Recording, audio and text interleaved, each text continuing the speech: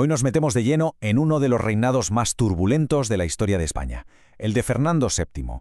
Fue una época marcada por una lucha a muerte, un tira y afloja constante por el alma del país, como un péndulo que iba de un extremo a otro sin parar. Y ese vaivén, bueno, lo cambió absolutamente todo. Y aquí está la gran pregunta, la que lo envuelve todo. Porque, a ver, la vuelta de Fernando VII después de la guerra contra Napoleón se vivió como un momento de una esperanza brutal. La gente lo llamaba el deseado, era un héroe nacional. Pero esa imagen de Salvador se vino abajo, y muy, muy rápido.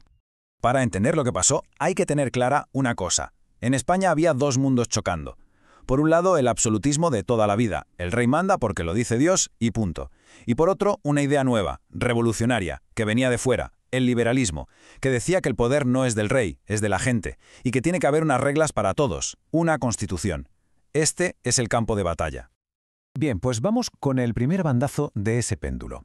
El rey vuelve a casa. Y en lo que dura un suspiro, todas esas esperanzas de tener una monarquía moderna, constitucional, se hacen añicos. Y no fue algo improvisado, ¿eh? Fue un golpe de Estado en toda regla, perfectamente calculado. Primero, al llegar a Valencia, sus partidarios, los absolutistas, le entregan el manifiesto de los persas, que básicamente era una invitación para que reinstaurara el poder absoluto. Acto seguido, él publica los decretos de Valencia, donde deja clarísimo que la Constitución de 1812, la Pepa, se acaba. Y el remate final, llega a Madrid y cierra el Parlamento. Se acabó. El absolutismo había vuelto por la fuerza. Pero claro, dar un golpe de Estado no soluciona los problemas reales. De hecho, la situación fue a peor.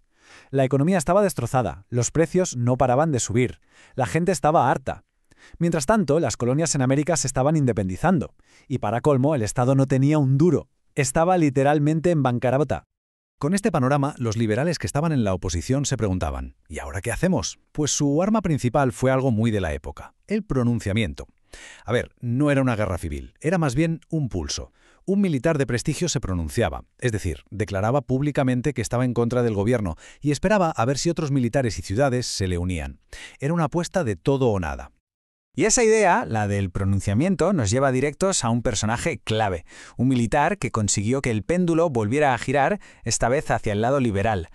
Hablamos del coronel Rafael del Riego, un tipo que había luchado contra Napoleón, pero que fue capturado. Y, paradójicamente, fue en la cárcel, en Francia, donde entró en contacto con todas estas ideas liberales. Así que cuando por fin pudo volver a España, su cabeza había cambiado por completo. Lo que consiguió Riego fue espectacular, sobre todo por la rapidez. El 1 de enero de 1820 se pronuncia en un pueblo de Sevilla. En apenas unas semanas, la rebelión se extiende como la pólvora por todo el país, desde Zaragoza hasta Barcelona. Y para principios de mayo, menos de 5 meses después, al rey Fernando VII no le queda otra que tragar y jurar la misma constitución que había destruido. Increíble. Con el rey, digamos, controlado, España se lanza a una nueva aventura, el trienio liberal. 3 años en los que se intentó, esta vez de verdad, construir un país moderno y constitucional. El problema es que el experimento nació con dos grandes lastres. Por un lado, los problemas de fondo, la crisis económica y la instabilidad, seguían ahí. Pero lo peor era el enemigo que tenían en casa, el propio rey. De cara a la galería, aceptaba la Constitución, pero por la espalda no paraba de conspirar para cargársela. Y el final de esta historia es desolador. El rey, con ayuda de las monarquías absolutistas de Europa, consiguió su objetivo. En 1823, un ejército francés entró en España y aplastó al gobierno liberal. Y Riego, su final fue terrible. Lo ejecutaron en Madrid, en la Plaza de la Cebada, y lo más cruel de todo fue que parte de la misma gente que lo había aclamado como un héroe, ahora lo insultaba mientras iba al cadalso.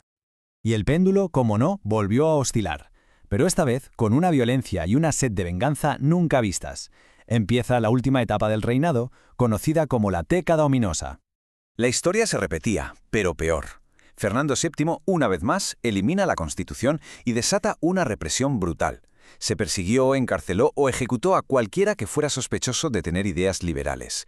Fue una auténtica caza de brujas que duró 10 años. Pero aquí la trama se complica. La situación del país era tan desastrosa que hasta el propio rey se dio cuenta de que o modernizaba un poco el Estado o todo se hundía. Intentó cosas muy básicas, como crear un presupuesto o un gobierno con ministros. Pues bien, incluso esas tímidas reformas fueron demasiado para el sector más radical de sus propios seguidores. Y de repente, el conflicto se rompe por dentro. Ya no era solo liberales contra absolutistas, ahora los propios absolutistas estaban divididos. Por un lado, el rey, que intentaba hacer reformas mínimas para sobrevivir, y por otro, los más ultras, los carlistas, liderados por su hermano Don Carlos, que lo acusaban de traidor y, ojo, reclamaban el trono para ellos. Y todo esto estalla con la cuestión de la herencia. Fernando VII no tenía hijos varones, solo una hija, Isabel. Para que ella pudiera reinar, cambió la ley de sucesión. Los carlistas, claro, no lo aceptaron ni de broma. Así que el rey, al morir, no solo dejó un país arruinado y dividido, sino que plantó la semilla de las guerras carlistas, que ensangrentarían España durante décadas. La lucha entre las dos Españas en realidad no había hecho más que empezar.